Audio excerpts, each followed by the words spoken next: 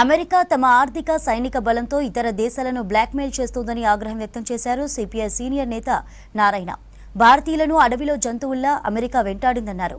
భారతీయుల చేతికి గొలుసులు వేసి పంపించడంపై మోదీ స్పందించాలని డిమాండ్ చేశారు. ట్రంప్కు దాసోహం కావాల్సిన అవసరం మోదీకి లేదని, అమెరికా నియంతృత్వాన్ని అరికట్టేందుకు ఇదే సరైన సమయమని తెలిపారు.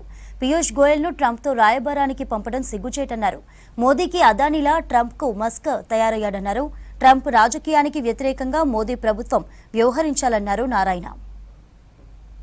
ఇల్లీగల్ ఇమిగ్రెంట్స్ని నేను పంపించేస్తానని చెప్పాడు.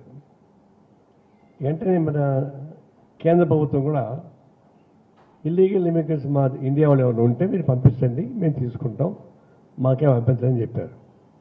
మిగిలిన వాళ్ళు చెప్పలే, మెక్సికో వాళ్ళు అమ్మ చెప్పలే, మేము తీసుకోమన్నారు వాళ్ళు.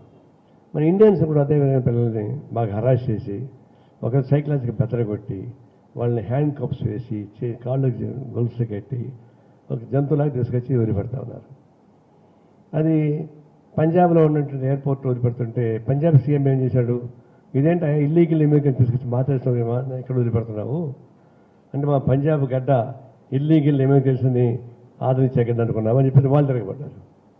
నెల రోజులు టైం ఇచ్చి మీరు వెళ్ళిపోండి, లేకపోతే మేము వదిలిపెట్టని చెప్పంటే అది వేరు. ప్రకటించి బస్సుతో చేసే జంతువులు వేటాడి మొదలు పెడితే అందరూ కుర్రాళ్ళు. నా భయం ఏంటంటే ఆ ఏజ్లో పిల్లలు అట్లా చేస్తే మెంటల్ డిస్టర్బ్ అయిపోతారు, భవిష్యత్తు వాళ్ళకు ఉపయోగం లేకుండా పోతారు వాళ్ళు. దాని మీద యూత్ ఎంత డిస్టర్బ్ చేయాల్సిన పని వచ్చింది, ఇది దుర్మార్గం అని చెప్పేసి మా ఉద్దేశం. అంటే ప్రపంచంలో వాళ్ళకున్న ఆర్థిక వనరుల్ని సైనికుల్ని దృష్టిలో పెట్టుకొని బ్లాక్మెయిల్ చేసే స్థాయికి వచ్చేసారు.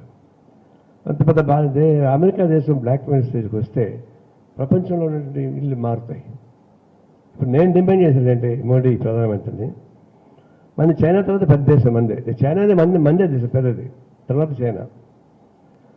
తర్వాత వాస్తవానికి ఆర్థిక పరమైన విషయం చూసుకున్నప్పుడు మనకంటే చాలా మంచిది. సంవత్సరం 3 పంటలు పండేటువంటి అవకాశం ఉంది, సారవంతమైన భూమి ఉంది, పనిచేసేట జనం ఉన్నారు. సక్రమంగా చేసుకుంటే మనం ఎవరికి భయపడాల్సిన పని లేదు. ఈ ట్రంప్కి నిలబడకపోతే మనం బతకాలని చూసినప్పుడు ఈ భారతదేశం ఎందుకు మా మౌనంగా ఉండాలా? మౌనం ఉండకపోగా ఎందుకు మనం పీయూష్ గోయల్ని పంపిస్తాం అమెరికాకి, మనం కాళ్ళబేరానికి? అవమానం కదా ఇది. మన భారతదేశ రాజకీయ వ్యవస్థకు అవమానకరమైన పద్ధతుల్లో ఈ మోడీ వ్యవహరిస్తున్నాడు. దీన్ని మనం తీవ్రంగా ఖండిస్తాం. ఒకటి. రెండవది, ప్రపంచం అన్ని చోట్ల కూడా వనరులు మొత్తం అతను హ్యాండ్ ఓవర్ చేసుకుంటున్నాడు. అంటే ఇతర దేశ